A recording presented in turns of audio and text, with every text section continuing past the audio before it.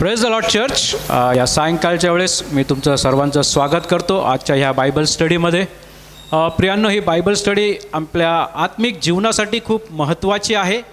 कारण जसं देवाचं वचन महत्त्वाचं आहे, त्या देवाच्या वचनाचं स्पष्टीकरण देखील तेवढंच महत्त्वाचं आहे. प्रियांनो, आम्ही ज्यावेळेस वचन वाचतो त्या वचन आम्हाला समजलं पाहिजे, आणि हे वचनाचं प्रकटीकरण किंवा हे वचनाचं स्पष्टीकरण ज्यावेळेस आमच्याकडे येतं प्रियांनो, तर आमचं आत्मिक जीवन नक्कीच बदलतं प्रियांनो.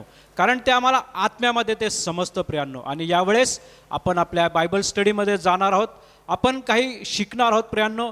आणि ही जी शिकवणी आहे, हे बायबलचं जे वचनाचं जे प्रकटीकरण किंवा जे स्पष्टीकरण आपल्यापर्यंत येतं प्रियांनो, त्याद्वारे आपलं जीवन बदलतं. ते आपल्याला जगण्याकरता नवीन एक उत्तेजन देतं, एक नवीन कृपा देतं प्रियांनो. आणि हा शास्त्राभ्यास खूप महत्त्वाचा आहे, ज्याद्वारे प्रियांनो आमचे आत्मिक नेत्र उघडतात, आमची आत्मिक समज आम्हाला अधिक महत्त्वाची वाटते, आणि त्याद्वारे आमचं ज्ञानामध्ये भर पडते. यावेळेस प्रियांनो प्रार्थना करूया आपण आपल्या आजच्या बायबल स्टडीसाठी. देवबाप्पा, आम्ही तुझा धन्यवाद करतो प्रभू तुझ्या या वचनासाठी. पित्या परमेश्वरा, प्रभू तुझं वचन आमच्यापर्यंत येत असताना प्रभू आज आम्ही तुझ्याकडं मागतो प्रभू, आमचे आत्मिक नेत्र तू उघड, समजणारं अंतःकरण तू आम्हाला दे पित्या परमेश्वरा. आणि या वचनाद्वारे प्रभू आमची आत्मिक वाढ तू करतोस, त्याबद्दल आम्ही तुझा धन्यवाद करतो पित्या परमेश्वरा. प्रभू पुन्हा एकदा आम्ही तुझ्याकडे मागतो प्रभू, आमचे नेत्र तू उघड, समजणारं अंतःकरण तू आम्हाला दे पित्या परमेश्वरा. येशूच्या नावात मागतो पित्या, तू ऐक. आमेन. आमेन. प्रियांनो, यावेळेस आपल्यामध्ये पास्टर सुधीर आहेत का नाही, ते पुढे येत असताना आपण देवाच्या वचनाचं आणि त्यांचं टाळ्या वाजून स्वागत करूया. हालेलुया. Praise the Lord. प्रभूच्या नावाला धन्यवाद. प्रियांनो, आजच्या पवित्र शास्त्राच्या अभ्यासामधून आपण काही गोष्टी पाहणार आहोत, आणि त्या फार महत्त्वाच्या गोष्टी आहेत प्रियांनो. येत्या दिवसामध्ये मी तुम्हाला विनंती करतो की देवाच्या वचनाचा अभ्यास करा प्रियांनो. आपलं जीवन सहज घेऊ नका. आपल्या जीवनामध्ये परमेश्वराच्या वचनाला प्रथम स्थान द्या. लक्षात ठेवा, देवाचं वचन तुमच्या डोळ्यासमोर असू दे, देवाचं वचन तुमच्या अंतःकरणात असू दे, देवाचं वचन तुमच्या मुखामध्ये असू दे, म्हणजे ते तुम्हाला आरोग्य देतं. लक्षात ठेवा, आरोग्य बाकी सर्व गोष्टी आहे, पण आम्हाला आता तो काही मी तुम्हाला भाग सांगणार नाही, पण देवाच्या वचनामध्ये असं लिहिलेलं आहे स्पष्टपणे नीतिसूत्रामध्ये, आणि 4 अध्यायामध्ये आणि 20 ते 22 वचनं. मी त्याला ती औषध म्हणतो. देवाचं वचन आहे औषधासारखं आहे. त्या ठिकाणी माझ्या मुला, तू माझ्या वचनाकडे लक्ष लाव. आपण वाचूया ते वचन, फार सुरेख आहे. नीतिसूत्रे याचा 4 अध्याय आणि 20 ते 22 वचनं, जे आम्हाला आरोग्य देणारं वचन आहे प्रियांनो. माझ्या मुला, माझ्या वचनांकडे लक्ष लाव. लक्षात ठेवा, लक्ष लावायला लावलेलं आहे. माझ्या सांगण्याकडे कान दे. त्याला कान देण्याची गरज आहे. ती तुझ्या डोळ्यांपुढून जाऊ देऊ नको. तुझ्या डोळ्यासमोर ती वचनं ठेव. ती आपल्या अंतःकरणात ठेव. तेवढंच नव्हे तर आपल्या हृदयात साठवून ठेव. कारण ती ज्यास लाभतात, ज्यांना कोणाला ती लाभतात, त्यास ती जीवन देतात. त्यांना ती जीवन देतात, आणि त्यांच्या संबंध देहाला आरोग्य देतात. पहा प्रियांनो, देवाचं वचन आमच्या संबंध देहाला आरोग्य देतं. आणि म्हणूनच नव्हे प्रियांनो, पण देवाच्या वचनाकडे आम्ही आमचं लक्ष लावावं, पवित्र शास्त्राकडे आम्ही लक्ष ठेवावं. कारण देवाचं वचन आम्हाला जगावर येणाऱ्या परीक्षा प्रसंगापासून देखील वाचवणार आहे. प्रकटीकरणाच्या पुस्तकामध्ये 3 अध्यायाच्या 10व्या वचनामध्ये आम्हाला स्पष्ट सांगितलं की ह्या पूर्ण जगावर एक परीक्षेचा प्रसंग येणार आहे. पण तुम्हाला मी एक गोष्ट सांगतो, जगावर येणाऱ्या ह्या परीक्षा प्रसंगापासून तुम्हाला कोण वाचवेल? पहा देवाचं वचन काय सांगतं. प्रकटीकरण 3:10 मध्ये, धीराविषयीचे माझे वचन तू राखले आहे. कुठले धीराविषयी? जे धीर धरण्याविषयी जे माझं वचन तू राखलं आहे. म्हणून पृथ्वीवर राहणाऱ्या लोकांची परीक्षा होण्याचा जो परीक्षा प्रसंग सर्व जगावर येणार आहे, त्यापासूनही मी तुला राखीन. त्यापासून मी तुला राखेन. परमेश्वर म्हणतो, तू माझं वचन राखलेलं आहेस म्हणून मी तुला राखेन. प्रियांनो, कधी कधी आम्हाला असं वाटतं की मी येशूसाठी काम करत आहे, म्हणजे मला येशू. प्रियांनो, निश्चितच येशूसाठी काम करणं खूप गरजेचं आहे. पण तुम्ही जर मार्था आणि मरियेची जर गोष्ट पाहिली तर तुम्हाला त्या ठिकाणी त्यामध्ये एक महत्त्वाचं शिक्षण तुम्हाला मिळतं. मार्था येशूसाठी स्वयंपाक करत होती, प्रभू येशूसाठी ती जेवण तयार करत होती, पण थकून गेली, वैतागली. आणि मग प्रभूकडून कंप्लेंट, प्रभू माझ्या बहिणीला सांगा ना, मरियाला सांगा ना मला मदत करायला, तुम्हाला समजत नाही का? प्रभूलाच सांगत होते, प्रभूला समजत नाही का? आणि मग आम्ही आमचा रिस्पॉन्स असा असला असता, ए मरिया जाग, तिला मदत कर जरा.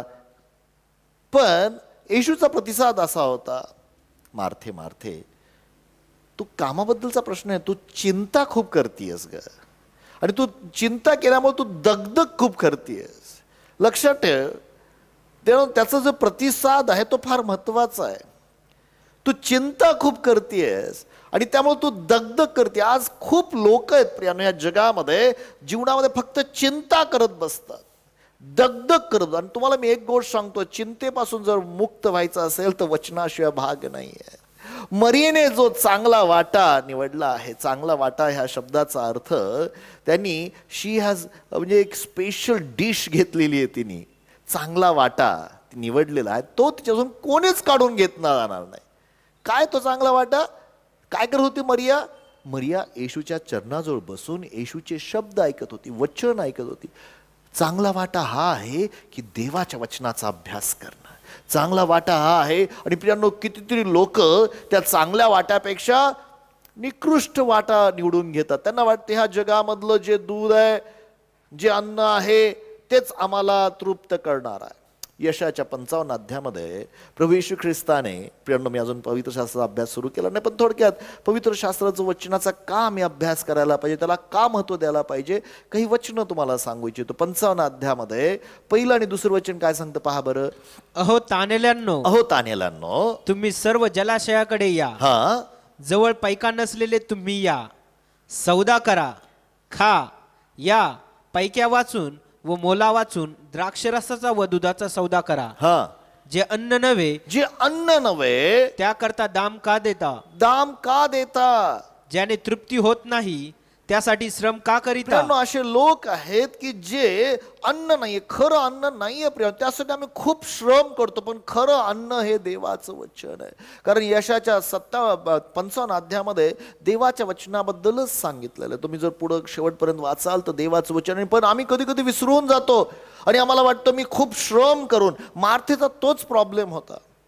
पण श्रम ह्याने आम्हाला चिंता आणि दगदग निर्माण होते. प्लीज गैरसमज करून घेऊ नका. बायबलमध्ये स्पष्ट सांगितलेलं आहे, श्रम करणं उत्तम आहे, तू आपल्या श्रमाचं फळ खाशील असं बायबलचं वचन सांगतं. पण प्रियांनो, ते कधी? ज्यावेळेस तुझ्या अंतःकरणात परमेश्वराचं भय येईल, त्याच्या मार्गामध्ये चालेल, आणि त्याचा मार्ग आम्हाला देवाच्या वचनातून मिळतो. आणि म्हणून माझ्या भावांनो बहिणींनो, मी तुम्हाला एक उत्तेजन देऊ इच्छितो, आणि ते उत्तेजन एवढंच आहे की देवाच्या वचनाकडे लक्ष लावा. हे दिवसांमध्ये देवाचं वचन तुम्हाला आरोग्य परीक्षेपासून सांभाळणार आहे. देवाचं वचन प्रियांनो हे खरं अन्न आहे.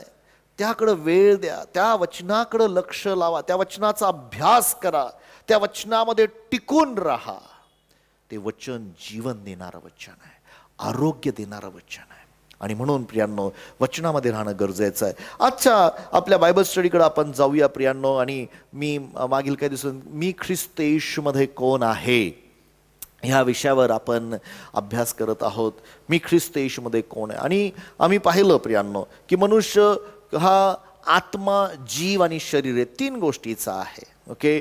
आणि मनुष्याला आत्म्यामध्ये तारण मिळालेलं आहे. मनुष्य आत्म्यामध्ये देवानुरूप असा नवा मनुष्य घडलेला आहे.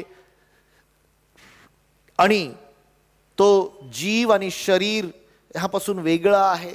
आणि बऱ्याच वेळा बऱ्याच ठिकाणी जे भाषांतर झालेलं आहे, जीव आणि आत्माला एकत्र संबोधलं गेलेलं आहे. त्यामुळे आम्हाला असं वाटतं की जीव आणि आत्मा एकच आहेत. पण बायबलचं वचन सांगतं की देवाचं वचन जीव आणि आत्म्याला दुभागणार आहे, दुधारी तलवारीपेक्षा तीक्ष्ण आहे. आणि म्हणून देवाचं वचन ह्याला दुभागणार आहे, म्हणजे आत्म्याला वेगळं करणार आहे, जीवाला वेगळं करणार आहे, शरीराला वेगळं करणार आहे. ओके. आणि हे महत्त्वाचं आहे. आणि ते शरीराला आरोग्य देणार आहे. पण आणि यामध्ये पाहिलं की मी जर ख्रिस्त येशूमध्ये कोण आहे हा जर मला नियम कळाला तर मी ह्या पाप आणि मरणाच्या नियमापासून स्वतःला वाचवू शकतो. मी ख्रिस्ताबरोबर त्या विमानामध्ये बसू शकतो. पण त्या वचनाचं प्रगटीकरण होणं खूप गरजेचं आहे. आणि म्हणून आपण ते पाहिलं. जर पाहिलं नसेल तर पहा लुकाचा शुभवर्तमान, मला वाटतं त्याचा 24वा अध्याय आणि 45 वचन, की त्यांना शास्त्र समजावे म्हणून त्यांचे डोळे त्यांनी उघडले, असं बायबलचं वचन सांगतं. ओके, त्यांना शास्त्र समजावे म्हणून त्यांचे डोळे त्यांनी उघडले. तेव्हा त्यांना शास्त्र समजावे म्हणून त्याने त्यांचे मन उघडले. शास्त्र समजण्यासाठी हे शास्त्र प्रियांनो मनुष्याने लिहिलेलं नाही आहे. मनुष्याचे विचार नाही, मनुष्याच्या कल्पनाने आम्हाला हे समजू शकत नाही. आमचं मन उघडण्याची गरज आहे. हे आम्हाला समजायला पाहिजे की देवाच्या वचनात माझ्याविषयी काय लिहिलेलं आहे. ओळखणं गरजेचं आहे.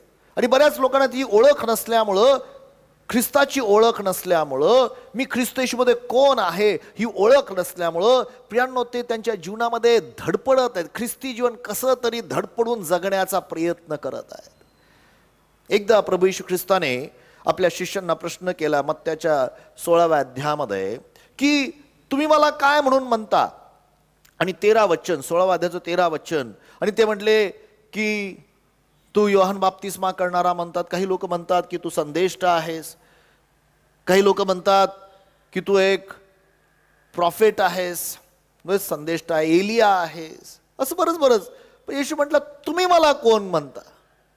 कारण हे पर्सनल रेव्हलेशन फार गरजेचं आहे. तुम्ही मला काय म्हणता. आणि मग पेत्राने त्याला उत्तर दिलं. 15 वचन आहे का ते 14 वचन आहे. पेत्राने काय उत्तर दिलं त्या ठिकाणी, 16 वचन. शिमोन पेत्राने उत्तर दिले, शिमोन पेत्राने उत्तर दिले, आपण ख्रिस्त जिवंत देवाचे पुत्र आहात. जिवंत देवाचे पुत्र आहात. हे रेव्हलेशन पेत्राला झालं की आपण ख्रिस्त जिवंत देवाचे पुत्र आहात. प्रियांनो, खरं पाहिलं तर हे प्रगटीकरण आहे. आणि मग येशू ख्रिस्त त्याला काय म्हणतोय त्या ठिकाणी, पेत्रा, येशूने त्याला उत्तर दिले, शिमोन बारनोबा, धन्य तुझी, कारण मांस आणि रक्त यांनी नव्हे तर माझ्या स्वर्गातील पित्याने हे तुला प्रगट केले आहे. माझ्या स्वर्गातील पित्याने. लक्षात ठेवा प्रियांनो, मांस आणि रक्ताच्या द्वारे प्रगटीकरण नाही. मांस आणि रक्ताच्या द्वारे फक्त काही गोष्टी समजतात, ज्ञान येतं, पण स्वर्गातील पिता काही गोष्टी प्रगट करतो.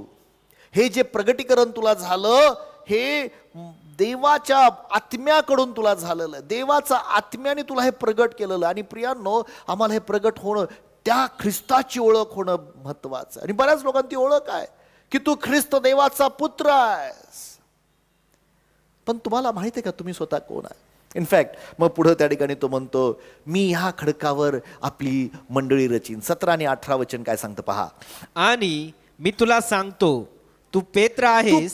पेत्र ह्या शब्दाचा अर्थ तू छोटा दगड आहेस. समजून घ्या, तू छोटा दगड आहेस, तू पेत्र आहेस. आणि या खडकावर मी आपली मंडळी रचीन. पेत्रावर नाही म्हटलेलं आहे, ह्या खडकावर. तू छोटा दगड आहे, मी एक मोठा खडक. तो काय खडक आहे, ते प्रगटीकरण आहे प्रियांनो. काय प्रगटीकरण, की तू ख्रिस्त जिवंत देवाचा पुत्र आहेस. या खडकावर मी माझी मंडळी रचीन आणि तिच्या पुढे अधोलोकाच्या द्वारांचे काहीच चालणार नाही. अधोलोकाच्या द्वारांचे पुढे काहीच चालणार नाही. आमेन. आणि ती एक महत्वाची गोष्ट लक्षात ठेवा प्रियांनो. हे प्रगटीकरण आहे. आणि हे प्रगटीकरण आम्हाला असणं गरजेचं आहे. देवाविषयी पण स्वतःविषयी असणं फार महत्वाचं आहे. जोपर्यंत मला माझं ओळख नाही की मी कोण आहे, मी नीतिमान आहे ख्रिस्त येशूमध्ये. आज प्रियांनो, आपण मागच्या वेळेस पाहिलं की ख्रिस्त येशूमध्ये मी स्वीकारला गेलेलो, आय एम ॲक्सेप्टेड.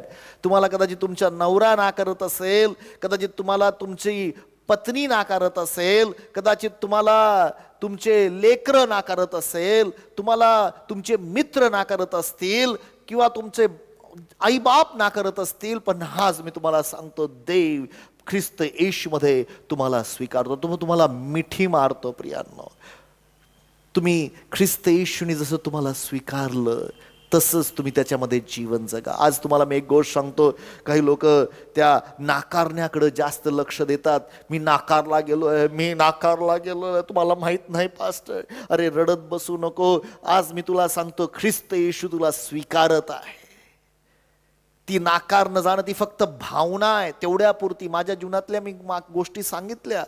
मी नाकारला गेलो होतो मित्राकडून, तेवढा भावना. पण ती भावना संपल्यानंतर मला कळालं की मी ख्रिस्तामध्ये स्वीकारले गेलो. मी पुन्हा उठलो आणि त्यानंतर जीवनामध्ये मला कोणी नाकारू देत, हू केअर्स. माझ्या ख्रिस्ताने मला स्वीकारले, माझ्या देवाने मला स्वीकारलं. प्रिय, हे जास्त मौल्यवान आहे जगातल्या सर्व नाकारण्या जाण्यापेक्षा, की देव तुम्हाला, आणि जर देवाने तुम्हाला स्वीकारलेलं आहे तर तुम्ही सुरक्षित त्याच्या मिठीमध्ये आहात. आपल्या मनाला, आपल्या विचारांना हे सांगण्याची गरज आहे. काही काही लोक फक्त नाही, माझा नवरा मला स्वीकारत नाही, माझे मुलं मला त्याच्याकडेच लक्ष केंद्रित करून बसतात आणि मग आपल्या जीवनामध्ये त्या नाकारल्या जाण्याच्या अनुभवामध्येच चालतात, रडत बसतात. मी पाहिलेत वर्षानुवर्ष लोक रडत, वर्षानुवर्ष ते तसंच जीवन, त्यामध्येच जीवन जगतात. मी नाकारला गेलेलो आहे. पण जे लोक म्हणतात नाही मी ख्रिस्तामध्ये स्वीकारलं, आपोआप त्यांच्या जीवनात मला ख्रिस्ताने स्वीकारलेलं आहे, त्यांचं जीवन प्रफुल्लित व्हायला लागतं, फळदायी व्हायला लागतं, त्यांच्या जीवनामध्ये गोष्टी घडायला लागतात. आणि म्हणून ख्रिस्त येशूमध्ये तुम्ही स्वीकारला गेलेला आहात, हे सत्य स्वीकारणं गरजेचं आहे. आणि दुसरं सत्य आज मी तुम्हाला सांगणार आहे. होऊ दिलं तर मी 2 सत्य तुम्हाला सांगू इच्छितो, आणि ते म्हणजे ख्रिस्त येशूमध्ये मी देवाचं मूल आहे. योहानाच्या शुभवर्तमानामध्ये 1 अध्याय 12 आणि 13 वचन प्रियांनो आपण वाचून ऐकूया. योहानाचं शुभवर्तमान याचा 1 अध्याय 12 आणि 13 वचन.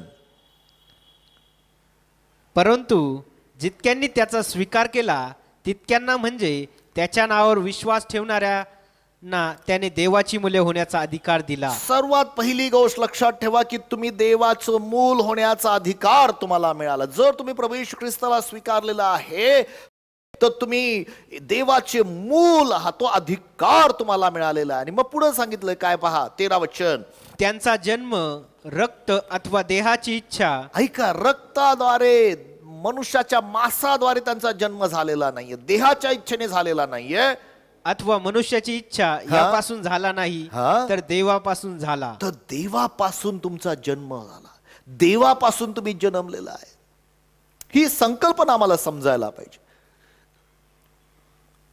ही संकल्पना जो पण आम्हाला समजत नाही, आमचा जन्म देवाच्या वचनाने होतो. प्रियांनो, पेत्र ती संकल्पना समजावून सांगते 1 पेत्राच्या 1 अध्यायाच्या 23व्या वचनामध्ये. तो म्हणतो, ऐका, तुमचा जो जन्म आहे तो नाशवंत बीजापासून नव्हे. नाशवंत म्हणजे मनुष्याचं बीज नाश होणार आहे. जेव्हा तुमचा माझा जन्म झाला, माझ्या आईच्या उदरामध्ये माझ्या वडिलांचं बीज गेल्यामुळं माझा जन्म झाला, आणि मग मी एक मनुष्य बनलो. हा देह मी धारण केला, पण हा देह नाशाकडे धावत आहे. हा देह नाश होणार आहे. प्रियांनो, प्रभू येशू ख्रिस्त आला तर हा देह पूर्ण पालटून जाणार आहे. किंवा बायबलचं वचन आम्हाला सांगतं काही समय राखून दिलेला आहे मनुष्याला, आणि त्या समयानंतर हा देह नाश होणार. It's going to die. नाशवंत बीजापासून नव्हे. वाचूया आपण काय म्हणतं. कारण तुम्ही नाशवंत बीजापासून नव्हे तर अविनाशी बीजापासून. अविनाशी काय आहे? अविनाशी बीज. अविनाशी बीज देवाचं वचन आहे. हा म्हणजे देवाच्या जिवंत व टिकणाऱ्या शब्दांच्या द्वारे पुन्हा जन्म पावलेले आहात. तुमचा जन्म देवाच्या शब्दाच्या द्वारे, देवाच्या वचनाच्या द्वारे झालेला आहे. तुमचा नवा जन्म झालेला आहे. आणि म्हणून तुम्ही तुमच्या आत्म्यामध्ये कुठं जन्म झाला? पास्टर, माझा शरीर तर आहे तसंच आहे, माझं शरीर काही बदललेलं नाहीये, आणि ते बदलतही नाही. लक्षात ठेवा, तुम्ही येशू ख्रिस्ताला स्वीकारल्यानंतर, तुमचा नवा जन्म झाल्यानंतर, तुम्ही प्रभूला स्वीकारल्यानंतर, तुम्ही जर जाड असाल तर काही बारीक होत नाही, काळे असाल तर गोरे होत नाही, गोरे असाल तर काळे होत नाहीत. ओके, तुमचं नाक सरळ असेल किंवा वाकडं असेल तर ते सरळ होत नाही. तुमच्या शरीरामध्ये बदल काहीच होत नाही. केस पांढरे असतील तर काळे होत नाही, बदल काही होत नाही. तुमचा नवा जन्म होतो तुमच्या आत्म्यामध्ये. तुमचा आत्म्यामध्ये तुम्ही नवा जन्म पावता. त्याच अध्यायातलं 3रं वचन वाचा, काय म्हणतं पहा. 1 पेत्र 1 अध्याय 3रं वचन. आपला प्रभू येशू ख्रिस्ताचा देव व पिता धन्यवादित असो. हालेलुया.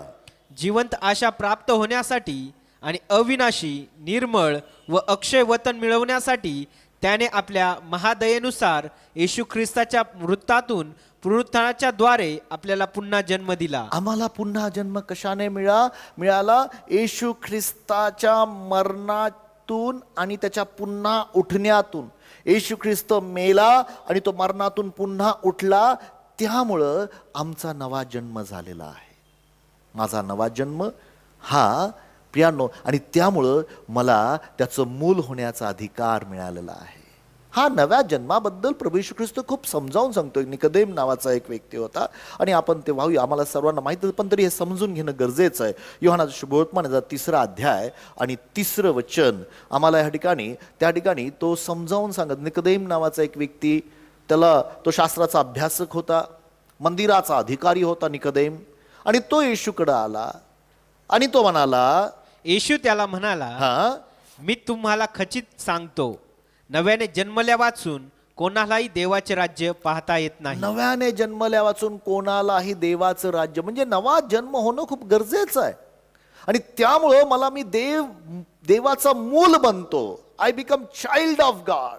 मी देवाचं मूल होण्याचा अधिकार मला मिळतो. प्रियांनो, देवाचा दत्तक पुत्र मी बनतो, असं बायबलचं वचन सांगतं. आणि म्हणून ख्रिस्त येशूमध्ये तुम्ही देवाचे मूल आहात. जर तुमचा नवा जन्म झाला असेल तर प्रेज द लॉर्ड, तुम्ही अद्भुत आहात. प्रियांनो, त्या 3 ते 8 वचनामध्ये येशू ख्रिस्त त्यांना समजावून सांगतो. मग तो हा म्हणतो, अरे मी कसा आहे काय माझ्या आईच्या उदरात जाऊ, एवढा मी म्हातारा झाला, हे देहाचा जन्म नाही आहे. येशू म्हणतो, तुझा पाण्याने आणि आत्म्याने जन्म व्हायला पाहिजे.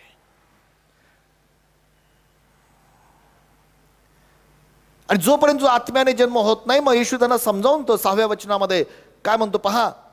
देहापासून जन्मलेले देह आहे आणि आत्म्यापासून जन्मलेले आत्मा आहे. आत्म्यापासून जन्मलेले हे आत्मा आहेत. पुढं, तुम्हाला नव्याने जन्मले पाहिजे असे मी तुम्हाला सांगितले म्हणून आश्चर्य मानू नका. आश्चर्य मानू नका. पुढं, वारा पाहिजे तिकडे वाहतो आणि त्याचा आवाज तुम्ही ऐकता, आमेन, तरी तो कोठून येतो व कोठे जातो हे तुम्हाला कळत नाही. हालेलुया. जो कोणी आत्म्यापासून जन्मलेला आहे त्याचे असेच आहे. ते देहापासून, देहाचं नाहीये ते, तुम्हाला देहाचं फिलिंग नाहीये. आत्म्यापासून जन्मणं, हे आत्म्यामध्ये आत्मिक अनुभव येतो तुम्हाला. हे माझा आत्म्यात जन्म झालेला आहे आणि तुम्हाला हे कळतं की मी देवाचं मूल आहे. ज्याने येशू ख्रिस्ताला स्वीकारलं त्यांना देवाचं मूल होण्याचा अधिकार मिळालेला आहे. त्याच्या आत्म्यामध्ये त्याला समजतं की मी देवाचं मूल आहे. I am changed person. मी एक वेगळं व्यक्तिमत्व आहे. माझं जीवन वेगळं आहे. माझ्या भावना बहिणींनो, हे फार महत्त्वाचं आहे आणि आम्ही आमच्या जीवनामध्ये हे करणं गरजेचं आहे. आमचा नवा जन्म होणं फार महत्त्वाचं आहे. लक्षात ठेवा, बायबलचं वचन आम्हाला वारंवार सांगतं की आम्ही देवाचे मूल आहोत. इफिस्कराच्या पत्रामध्ये 1 अध्याय आणि 3ऱ्या वचनामध्ये असं सांगितलं, आम्हाला ख्रिस्ताच्या आशीर्वादाने आशीर्वादित केलेलं आहे. ख्रिस्त येशूमध्ये स्वर्गीय आशीर्वादाने, आणि त्या स्वर्गीय आशीर्वादामध्ये त्याने आम्हाला, पहा काय म्हटलेलं आहे. आपण 3रं वचन आणि 6वं वचन वाचूया, किंवा मग 3रं वचन आणि 5वं वचन वाचूया. इफिस्करास पत्र 1 अध्याय 3रं वचन. आपल्या प्रभू येशू ख्रिस्ताचा देव व पिता धन्यवादित असो. त्याने स्वर्गातील सर्व आध्यात्मिक आशीर्वाद देऊन आपल्याला ख्रिस्तामध्ये आशीर्वादित केले आहे. आमेन. त्याप्रमाणे आपण त्याच्या समक्ष, 5वं वचन वाचतोय ना. त्याने आपल्या मनाच्या सहसंकल्पाप्रमाणे, पहा, हे देवाच्या संकल्पनाप्रमाणे आपल्याला येशू ख्रिस्ताच्या द्वारे स्वतःचे दत्तक होण्याकरता प्रेमाने पूर्वीच नेमले होते. त्याने काय केलं होतं? आपल्याला दत्तक होण्याकरता, आम्ही त्याची मुलं होण्याकरता देवाने अगोदरच निवडलं होतं. तुम्ही आणि मी ख्रिस्त येशूमध्ये त्याचे मूल आहोत. ख्रिस्ताच्या द्वारे आम्ही आशीर्वादित आहोत.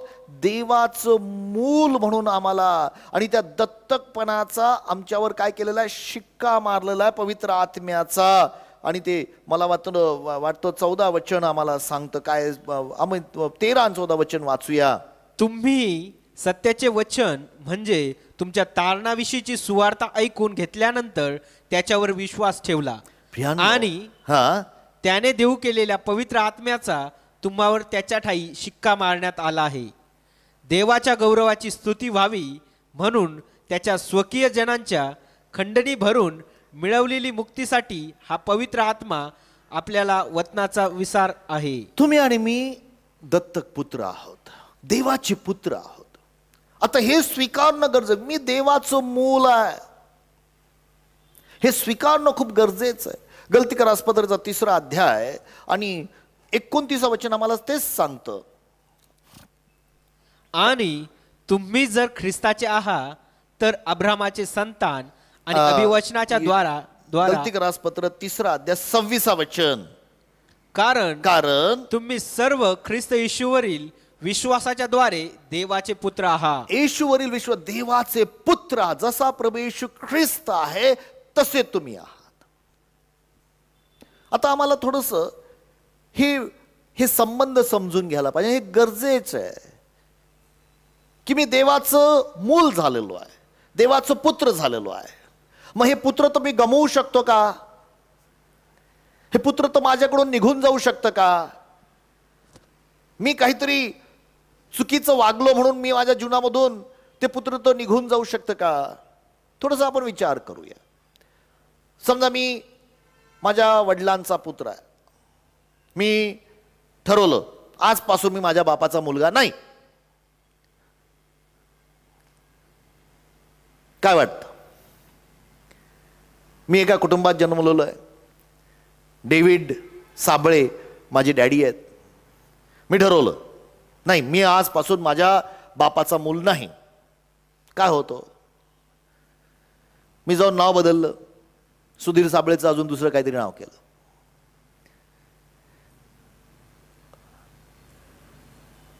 नाव बदललं म्हणून माझं पुत्रत्व गेलंय का? मी वडिलाच्या घरापासून दूर निघून गेलो, माझं पुत्रत्व बदलतं का? मी पुत्र होण्याचं माझं बदल घडतो का? अशक्य आहे. I cannot. मी पुत्र तसाच राहतो. मी काही जरी झालं तरी माझ्या शरीरामध्ये माझ्या वडिलांचे DNA आहेत. ज्या वेळेला मी ख्रिस्तामध्ये जन्म घेतो त्यावेळेस ख्रिस्ताचे, देवाचे DNA माझ्या आत्म्यामध्ये आहेत आणि ते पुत्रत्व मी कधीच गमवत नाही.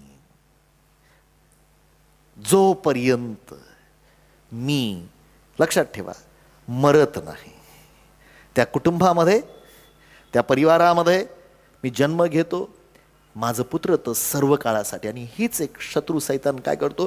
तू जर देवाचा पुत्र असेल तर या प्रियांनो, तुमच्या जीवनामध्ये शत्रू सैतान जर येशूच्या जीवनामध्ये येऊन त्याला सांगतोय तर तू हे करून दाखव, ह्या धोंड्याच्या भाकरी कर. लक्षात ठेवा, तुम्ही काहीतरी केल्याने तुम्हाला पुत्रत्व मिळत नाही. तुमचं पुत्रत्व हे तुमचं कर्तृत्वाने नाहीये. तुमचं पुत्रत्व फक्त तुम्ही त्या घरात जन्म घेता. मी त्या साबळे घरात जन्मलो म्हणून मी त्या घराचा पुत्र झालेलो आहे. त्या घराचं जे वतन आहे ते माझं आहे. प्रभू येशू ख्रिस्ताच्या राज्यात, देवाच्या राज्यात देखील तुमचा जन्म जो आहे तो त्या जन्मानेच होतो, दुसऱ्या कुठल्याने नाहीये. मग मी आत्मिक जगामध्ये मरू शकतो का? Can I die in spiritual life? फार मोठे प्रश्न आहेत प्रियांनो, आणि हे प्रश्न आहेत जगातील बऱ्याच लोकांना. पण तो आज माझा उत्तर नाही आहे, तो माझं हे नाही आहे. कारण नाहीतर आपण त्यामध्ये वेळ घालवतो, खूप जाईल. तो विषय मी कधीतरी हाताळणार आहे, निश्चित हाताळेन. पण बायबलचं वचन सांगतं प्रियांनो की त्या ठिकाणी मरणाचं पाप आहे, की तो विषय माझा नाही आहे.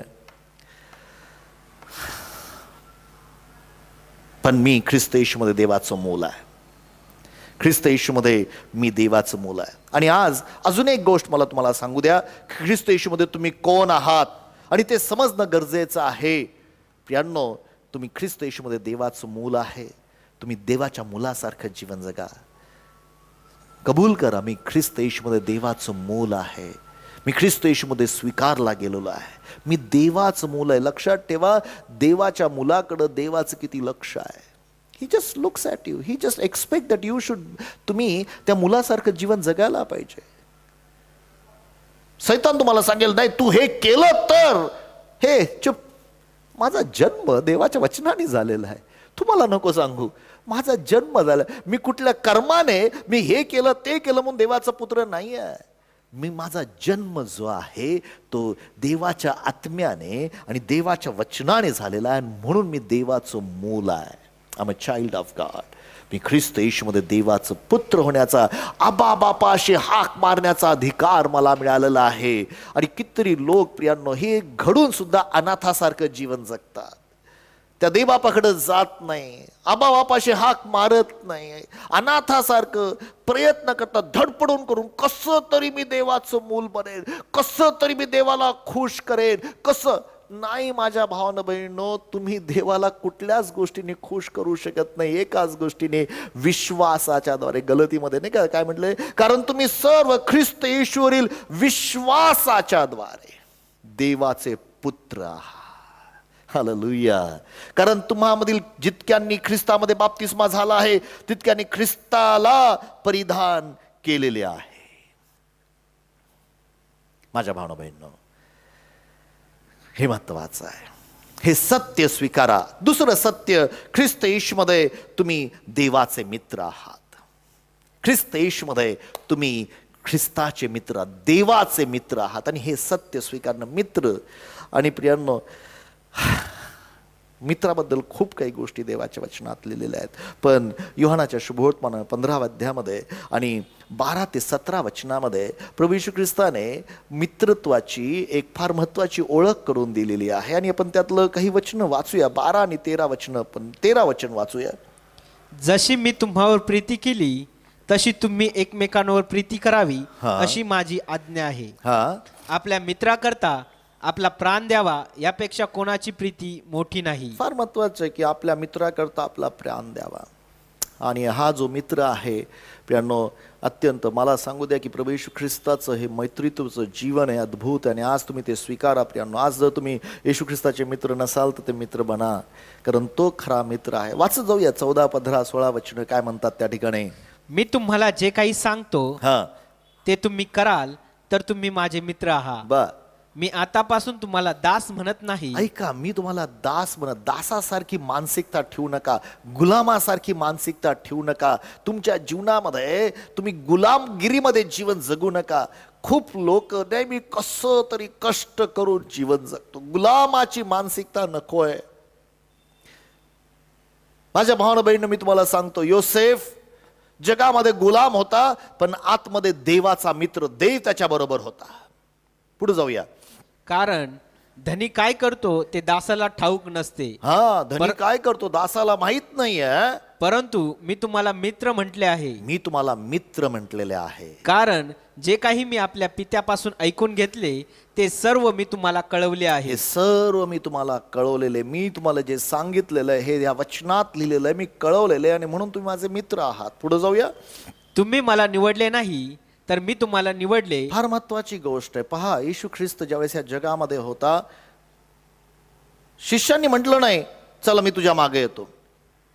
पेत्र माझ्या मागे ये, योहाना माझ्या मागे ये, मत्तय माझ्या मागे ये, मी तुम्हाला मनुष्य धरणारे बनवणार, मी तुम्हाला निवडलेले. आज देखील परमेश्वर प्रियांनो प्रभू येशू ख्रिस्ताच्या द्वारे आणि तुमच्याकडे आलेल्या सुवार्तेद्वारे तुम्हाला त्याचा मित्र होण्यासाठी निवडत आहे. मात्र निवड होण्यासाठी, कोणाचा मित्र बनण्यासाठी मला त्या मैत्रीवर विश्वास ठेवण्याची गरज आहे. तो मित्र मला असायला पाहिजे. बायबलमध्ये नीतिसूत्रामध्ये खूप काही मित्रत्वाच्या गोष्टी सांगितलेल्या आहेत प्रियांनो. आपण 17 वचनापर्यंत जायचं का? ते वचन 17 पर्यंत वाचून संपूया. व तुम्हाला नेमले आहे, यात हेतू हा की तुम्ही जाऊन फळ द्यावे, तुमचे फळ टिकावे, आणि जे काही तुम्ही माझ्या नावाने पित्याजवळ मागाल ते त्याने तुम्हाला द्यावे. माझ्या भावांनो बहिणींनो, ह्या मित्रत्वामध्ये फळदायित्व आहे. ह्या मित्रत्वामध्ये आज्ञापालन आहे. मित्रत्वामध्ये खूप काही गोष्टी आहेत.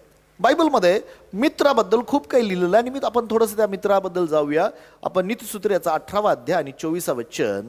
कारण नीतिसूत्रामध्ये जवळपास 3 वेळा मैत्रीचे शब्द आलेले आहेत, पण आज मी थोडंसं दावीद आणि योनातानाच्या मैत्रीत्वाबद्दल काही गोष्टी बोलणार आहे ह्या बायबल स्टडीमध्ये. आपण नीतिसूत्र याचा 18वा अध्याय आणि 24वा वचन वाचूया. जो पुष्कळ मित्र मिळवतो तो आपला नाश करून घेतो, परंतु एखादा असा मित्र असतो की तो आपल्या बंधूपेक्षाही आपणास धरून राहतो. या ठिकाणी मार्गदर्शन केलेलं असा एक मित्र आहे की जो आपल्या बंधूपेक्षाही जास्त आम्हाला धरून राहतो. मैत्री फार गरजेची आहे. या जगामध्ये मैत्री अत्यंत गरजेची आहे. बरेचसे लोक जीवनामध्ये मित्र करत नाहीत आणि बऱ्याचशा जीवनामध्ये मी जो अभ्यास केलेला आहे की ज्यांनी आपले जीवन संपवलेले आहेत, याचं कारण म्हणजे त्यांना कोणी मित्र नव्हते. ते आपल्या मित्राकडे आपलं हृदय उघडू शकत नव्हते. ही रियालिटी तुम्हाला सांगतो प्रियांनो. ते आपल्या मित्रासंगती बोलत नसत, स्वतः गोष्टी मनात. मित्र असलं की त्याला मित्र म्हणजे म्हटलं माहिती का, आपल्या मनातल्या सर्व गोष्टी माहीत असतात. तुम्हाला अजून एक गोष्ट सांगतो, तुमच्या भावाला जेवढ्या गोष्टी माहीत नसतील, ज्यांना भाऊ आहेत त्यांच्या बाबतीत मी सांगतो, तुमच्या आईवडिलांना ज्या गोष्टी माहीत नसतील, तुमच्या जीवनातल्या त्या गोष्टी तुमच्या मित्रांना माहीत असतात. तुमचा मित्रावर भरोसा असतो. मित्रासाठी तुम्ही काही करू शकता. मित्र हे अत्यंत गरजेचे आहेत प्रियांनो. आणि म्हणून येशू ख्रिस्त तर म्हणतो की मी तुमचा मित्र होऊ इच्छितो, माझे मित्र आहात. मैत्री माझ्यासाठी फार महत्वाची. अजून एक वचन वाचू. नीतिसूत्रे 17:17. नीतिसूत्रे 17:17. मित्र सर्व प्रसंगी प्रेम करतो आणि विपत्ती कालासाठी तो बंधू म्हणून निर्माण झालेला असतो. मित्र सर्व प्रसंगी प्रेम करतो. माझ्या भावांनो बहिणींनो, ही फार महत्वाची गोष्ट आहे. अजून एक गोष्ट आपण जाऊया. नीतिसूत्रे 29 वचन 9. नीतिसूत्रे 29 वचन 9. सुज्ञांचा मूर्खाशी वाद असला तर मूर्ख रागवो किंवा हसो, त्याला स्वस्थता म्हणून नसतेच. 29:9 वाचतोय का तू? काहीतरी रेफरन्स चुकलेला दिसतो माझा त्या ठिकाणी नीतिसूत्राच्या पुस्तकामधला. आपण तो रेफरन्स काढून टाकूया. पण प्रियांनो, आज मी तुम्हाला एक मैत्री सांगणार आहे दावीद आणि योनाथानाची, की जी अत्यंत प्रख्यात मैत्री आहे बायबलमध्ये. आम्हाला सर्वांना दाविदाची ओळख आहे की दाविदाने कशा प्रकारे त्या गल्ल्याथाला ठार केलं आणि मग ठार केल्यानंतर म्हणजे 17वा अध्याय, पहिले शमूएलाच्या 17व्या अध्यायामध्ये दावीद आणि गल्ल्याथाचं युद्ध पाहायला मिळतं. आणि 18व्या अध्यायामध्ये दावीद आणि योनाथानाची एक मैत्री पाहायला मिळतंय. फार गरजेची ती आम्हाला समजून घेण्यासाठी, ह्यासाठी की आज आम्ही मैत्री समजून घेणार आहोत. जगामध्ये दावीद आणि योनाथानाची मैत्री जी आहे ही फार प्रख्यात आहे. त्याचे उदाहरणं दिले जातात आणि ती फार सुंदर मैत्री आहे आणि ती आज तुम्ही समजून घ्या प्रियांनो. आम्ही समजून घ्यायला पाहिजे. काय आहे 18वा अध्याय पहिले शमूएलाचं पुस्तक याचा 1 ते 4 वचनामध्ये आपण पहिलं वचन वाचूया. पहा काय सांगतं वचन.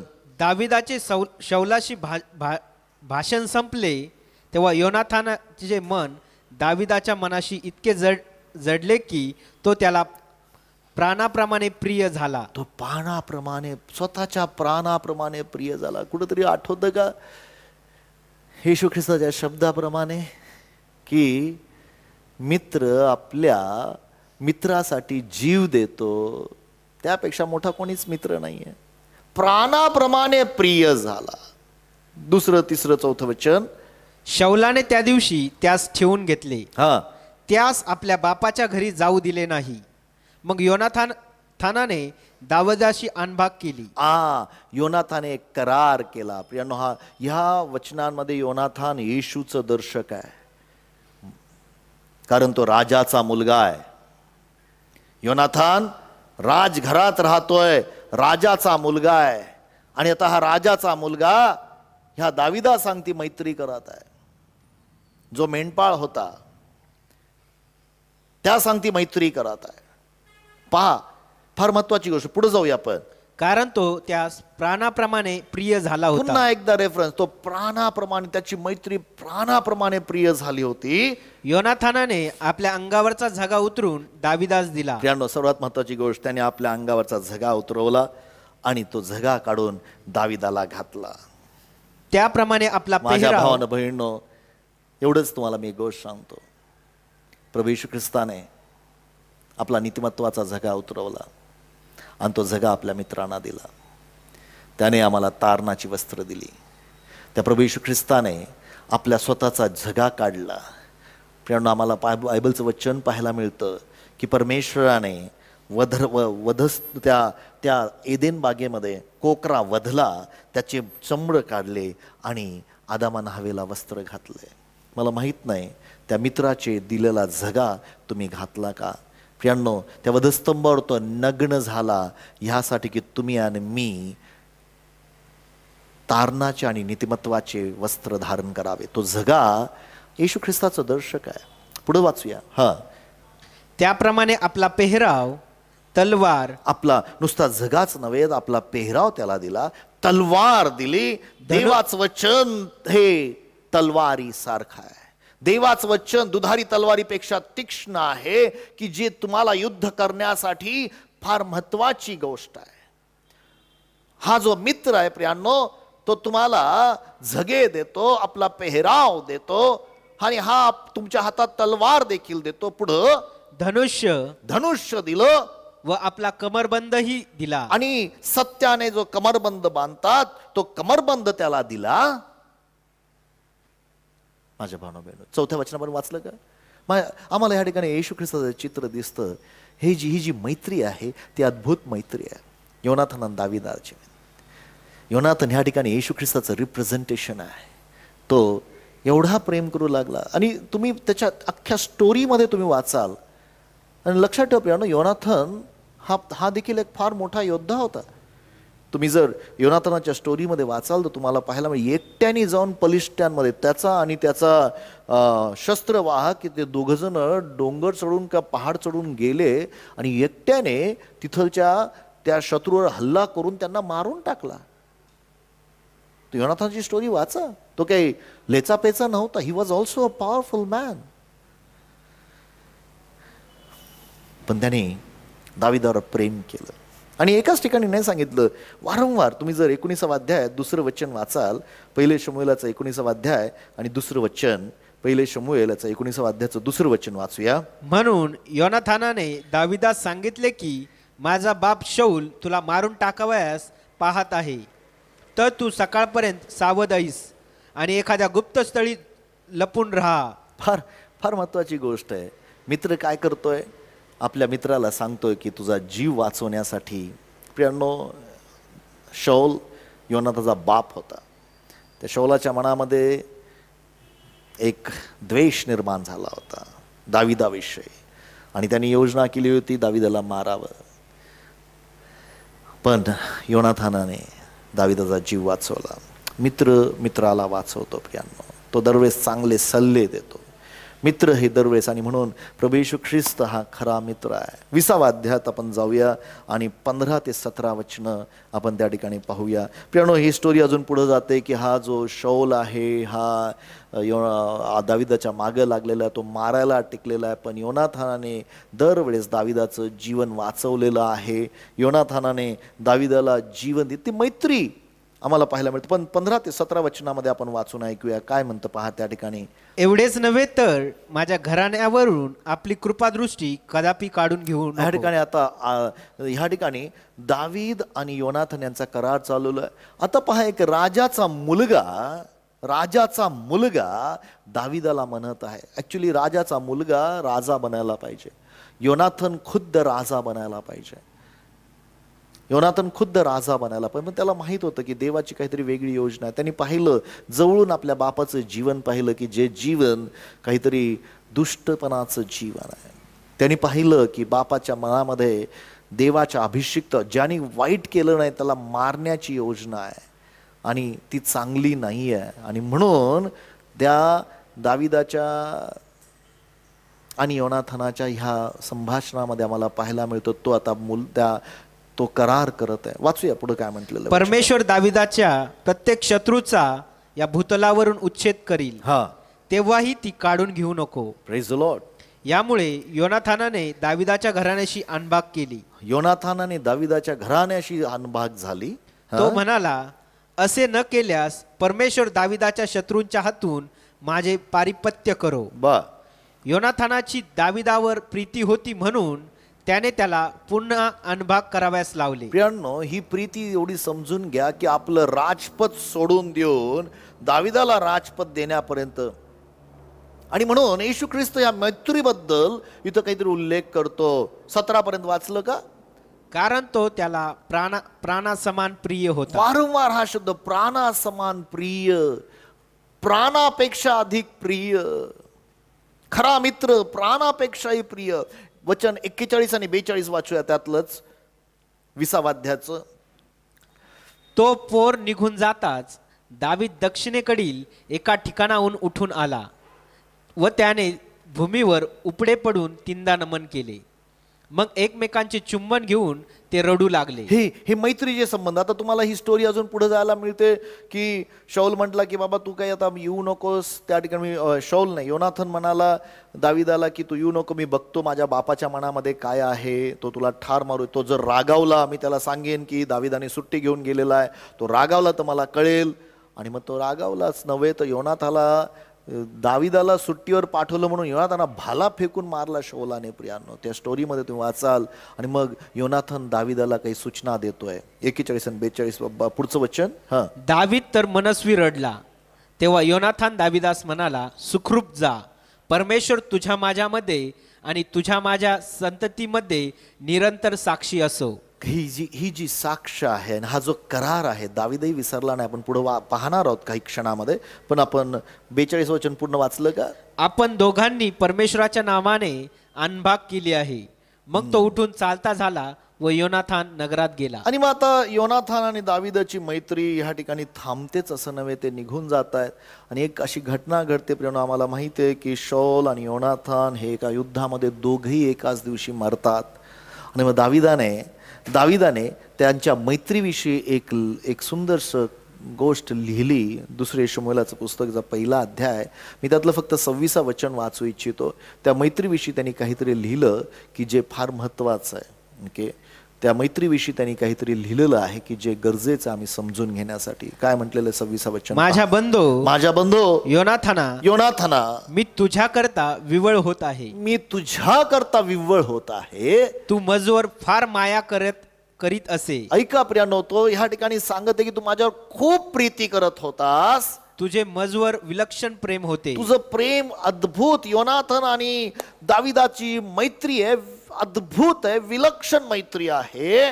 स्त्रियांच्या प्रेमाहूनही ते अधिक होते. तो त्याची तुलना करत आहे की स्त्रियांच्या प्रेमापेक्षाही ही मैत्री इतकी अद्भुत होती. तू माझ्यावर प्रेम केलं, तू बाकीची कुठली गोष्ट पाहिली नाही, ना बापाचं जीवन पाहिलं, ना कुठल्या आपल्या स्वतःचं पद पाहिलं. तू माझ्यासाठी सर्व काही केलं. आणि हे फार महत्त्वाचं आहे प्रियांनो. स्टोरी पुढे जाते आणि आम्ही इथं पाहतो की हा मित्रत्वाने काय केलं. शेवटी जेव्हा दावीद महाराज झाला, दाविदाने देखील देवासंगती केलेला आणि योनाथाने केलेला करार विसरला नाहीये. 2 शमूएलाच्या 9व्या अध्यायामध्ये 1ल्या वचनापासून आम्हाला पाहायला मिळतं. दाविदाने मग शोधायला सुरुवात केली. योनाथानाचं आम्हाला माहित आहे की त्याचा मुलगा म्हणजे त्याचं पूर्ण घरानं नाश झालं. पण तो म्हटला की योनाथाना करता मी कोणावर दया करू शकतो का? आपण पाहूया 1ल्या वचनापासून काही वचन वाचूया. योनाथाना करिता ज्यावर आपण दया करावी असा कोणी शौलाच्या घराण्यातला अजून उरला आहे काय? ही मैत्री आहे. पहा, ही मैत्रीचे संबंध अजून कोणी उरलं आहे का? अशी चौकशी दाविदाने केली. शौलाच्या घराण्याचा सिबा नामक एक सेवक होता. त्यास दाविदाकडे बोलावून आणण्यात आले. राजाने त्यास विचारले, तू सिबा आहेस काय? त्याने म्हटले, मीच तो आपला दास. राजाने विचारले, ज्यावर देवापित्यर्थ मी दया करावी असा कोणी शौलाच्या घराण्यात अजून आहे काय? असं कोणी आहे का शौलाच्या घराण्यामध्ये? सिबा राजास म्हणाला, योनाथानाचा एक पुत्र अजून आहे, तो पायांनी लंगडा आहे. राजाने त्यास विचारले, तो कोठे आहे?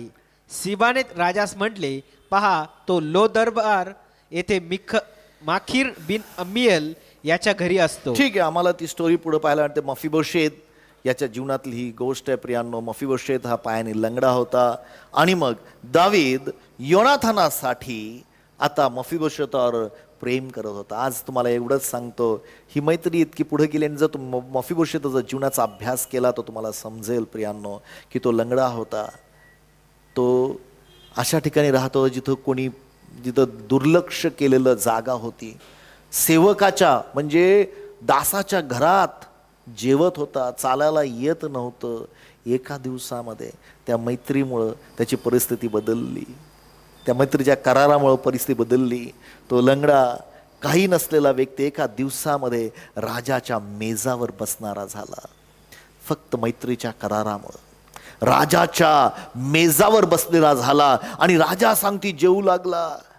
पण बऱ्याच वेळा तुम्ही मी असं करतो प्रियानो, जे त्या काय ना मफीबोशेताला वाटलं त्यासारखं आम्ही करतो. त्याच अध्यायामध्ये जो पुढे गेलं तर 8व्या वचनामध्ये तो मफीबोशेत स्वतःबद्दल काय म्हणतो, दावीद काय बोलतोय आणि मफीबोशेत काय बोलतोय याचं पहा. दावीद म्हणतो, योनाथाना करता मी तुझ्यावर दया करत आहे, योनाथाना करता मी तुला सर्व पुनर्स्थापित करून देते, योनाथाना करता मी तुझ्या जीवनामध्ये आशीर्वाद देत आहे, योनाथाना करता तुझे दास तुझ्यासाठी परत काम करतील, तुझी शेतीचं काम करतील, तुला फळ देईल, पीक देईल, तू योनाथाना करता माझ्या राजमेजावर येऊन जेवशील, योनाथाना करता. पण मफीबोशेत 8व्या वचनामध्ये काय म्हणतो पहा. तो प्रणाम करून म्हणाला, हा आपण अशा मध सारख्या मेलेल्या कुत्र्यावर कृपादृष्टी करावी असा आपला दास कोण आहे. आपला दास कोण आहे. आणि आज बरेचसे लोक आपल्या ह्या मेलेल्या शरीरावरच विचार करतात की माझ्या ह्या देहात चांगलं, हो बायबलचं वचन सांगतं देहामध्ये चांगलं काही वसत नाही. पॉल म्हणतो, मला वाटतं तो 1 कोरिन्थियराच्या 7व्या अध्यायात का 6व्या अध्यायामध्ये 17 वचनामध्ये म्हणतो, माझ्या देहात चांगलं काहीच वसत नाही. Nothing dwells in good in my flesh. मला माहिती आहे तू देहामध्ये लंगडा आहेस, मला माहिती आहे, पण ऐक मी एक करार केलेला आहे आणि तो करार मी देवासंगती केलेला आहे. देवाने आणि ख्रिस्ताने एक करार केलेला आहे. जो कोणी त्या येशू ख्रिस्तावर विश्वास ठेवेल तो त्या राजपदावर येईल, तो देवाचा मित्र ठरेल, तो देवाबरोबर जीवन जगेल. माझ्या भावना बहिणींनो, आज जर तुमच्या मनामध्ये तीच मानसिकता असेल की मी मेलेल्या कुत्र्यासारखा आहे, मी कोण आहे, तुमच्यामुळं नाही. माझ्या भावनाने ही कृपा ही दया आम्ही समजून गेला आमच्यामुळं नाही. We are not friend of God because of मी काहीतरी करतोय, मी काहीतरी चांगलं वागतोय, मी चांगला धावू शकतोय, मी चांगला मित्र झालेलो आहे, माझ्यामुळं माझ्या कर्मामुळं नाही. It is the grace of God. दे म्हणतो मी तुला निवडतो, मी तुझी निवड करून घेतो, मी तुला निवडलेला आहे की तुम्ही माझे मित्र आहात. येशू ख्रिस्त. ते वचन परत वाचून आपण संपूया प्रियांनो ह्या ठिकाणी, कारण ते वचन आम्हाला समजलं पाहिजे. योहानाचं शुभवर्तमानाचा 15वा अध्याय आणि किती वचन आहे, 15 वचन का. तो म्हणतो मी तुम्हाला काय म्हणतो, मित्र म्हणतोय ना, काय म्हणतोय ते योहान 15:13 पासून आपण स्टोरी सुरू केली. 15 हा, मी आतापासून तुम्हाला दास म्हणत नाही, कारण धनी काय करतो ते दासाला ठाऊक नसते. यांनो बस झालं, दासाचं जीवन जगणं थांबवा. आता तुम्ही देवाचे मित्र. पुढे वाचा. परंतु मी तुम्हाला मित्र म्हटले आहे. मी तुम्हाला मित्र म्हटलेलं आहे. आज देवबाप तुम्हाला मित्र म्हणत आहे. येशू ख्रिस्त तुम्हाचा मित्र. तुम्ही ख्रिस्त येशूमध्ये देवाचे मित्र आहात. तुम्ही ख्रिस्त येशूमध्ये देवाचे मूल आहात, देवाचे पुत्र आहात. तुम्ही ख्रिस्त येशूमध्ये देवाचे मित्र आहात. ख्रिस्त येशूमध्ये तुम्ही कोण आहात. जर तुम्ही फक्त देहामध्ये पाहाल तर देहामध्ये तुम्ही लंगडे आहात, देहामध्ये तुम्ही अशक्त आहात. पण ख्रिस्त येशूमध्ये, आणि म्हणून प्रियांनो मी ख्रिस्त येशूमध्ये नवी उत्पत्ती आहे. देवाचं वचन काय सांगतं, 2 पेत्र 5वा अध्याय आणि 17 वचन वाचून आपण संपूया, कारण ते फार महत्वाचं आहे. मी तुम्हाला मित्र म्हटलेला आहे, तुम्ही माझे मित्र. आता तुम्ही मित्रासारखं त्या सगळं वागत नाहीये, मित्रासारखं जाऊन त्या सांगती बोलत नाहीये, मित्रासारखं तुम्ही त्या सांगती जीवन जगत नाही. हा त्याचा प्रॉब्लेम नाही, हा प्रॉब्लेम तुमच्या मानसिकतेचा आहे. आमच्या मानसिकतेचा आहे. आम्ही आमची मानसिकता बदललेली नाही आहे. आम्ही जाऊन त्याला आमच्या गोष्टी सांगत नाही. ह्या जगाच्या गोष्टीबरोबर इतकी मैत्री केलेली आहे की त्याचं सांगती बोलायला वेळ नाही आहे. जगाची मैत्री देवा सांगती वैर आहे हे माहीत असून देखील जगाच्या गोष्टी एवढ्या काही घुसलेल्या आहेत की देवा सांगते आम्ही मैत्र म्हणून बोलू शकत नाही. त्या सांगते वेळ घालवू शकत नाही. मला माहित नाही प्रियानो तुमच्या बाबतीमध्ये, पण मी जेव्हा माझ्या मित्रांकडे जातो त्यावेळेस मी रिफ्रेश होतो. आणि माझी पत्नी म्हणते आज तुझा चेहरा खूप खुश दिसतोय. अरे आज मी माझ्या मित्रांसांगती कॉफी प्यायलेला आहे. आज मित्रांबरोबर मी वेळ घालवलेला आहे. मी माझ्या मित्रांसांगती वेळ घालवलेला आहे. पण प्रियांनो हा जो खरा मित्र आहे, किती वचन 2 कोरिन्थीकरास पत्र याचा 5वा अध्याय, नाही मी ख्रिस्त येशूमध्ये नवी उत्पत्ती आहे. 2 कोरिन्थीकरास पत्र तेच मला पाहिजे. 2 कोरिन्थीकरास पत्र याचा मी तेच सांगितलं 5वा अध्याय आणि 17 वचन. 2 कोरिन्थीकरास पत्र याचा 5वा अध्याय आणि 17 वचन. म्हणून जर कोणी ख्रिस्ताच्या ठाई असेल, जो कोणी ख्रिस्ताच्या ठाई असेल तर तो नवी उत्पत्ती आहे. तो नवी उत्पत्ती. ख्रिस्ताच्या ठाई तुम्ही कोण आहात?